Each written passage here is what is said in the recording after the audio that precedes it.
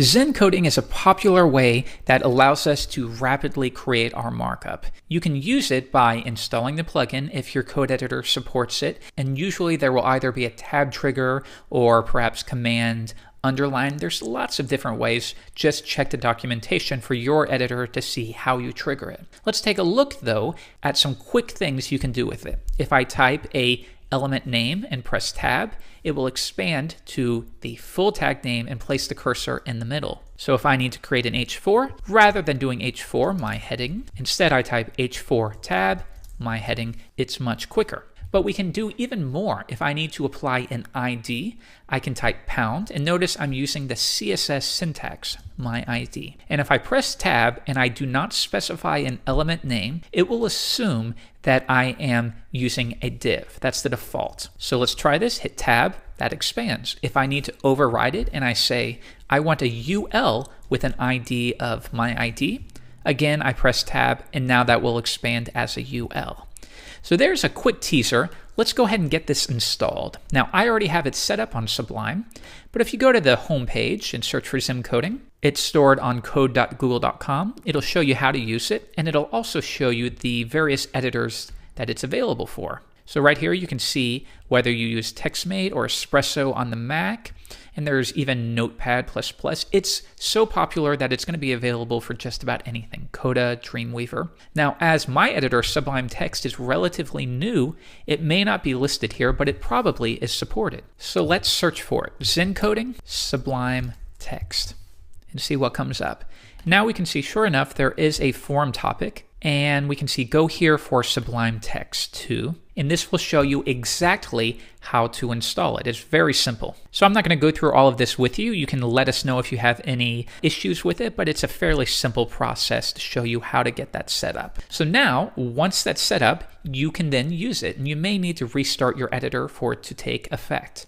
Now, let's take a look at some more advanced things you can do. In addition to creating elements, you can create sub-elements. If I type div and then a less than sign, a different element, that will expand to a parent-child relationship tab.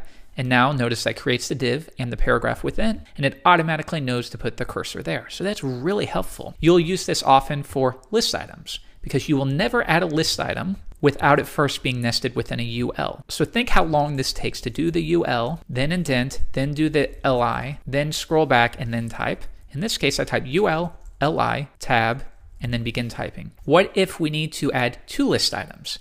UL, LI, and I can say times, like math. Times 4 will create 4. Click tab. And what's nice about this is I can type 1, and tab will continue to take me through each stop point. 2, 3, 4. Isn't that really amazing? I was really excited the first time I learned about this. Let's take a look at other options. What if I want to apply a value automatically to it? I can type UL, LI, and within curly braces, the value that I want to apply. Now, if I hit tab right here, you'll see it's not going to work, and that's because it wants the cursor to be at the very end of the string. So if I hit tab here, that's not going to work. I have to go to the very end and then click it, and you'll see that takes effect. So you can think how quickly you could create a base layout. For example, let's say I want to create a layout, and we'll create a wrapping div with the class of wrap, and within it, it needs to have a header element because it's going to have our header.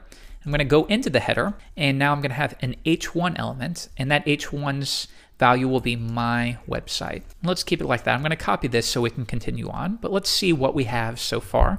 Tab, and now created that for us. Let's continue on though. If I want to create a sibling of the H1 element and not a child, I can use plus. That refers to sibling.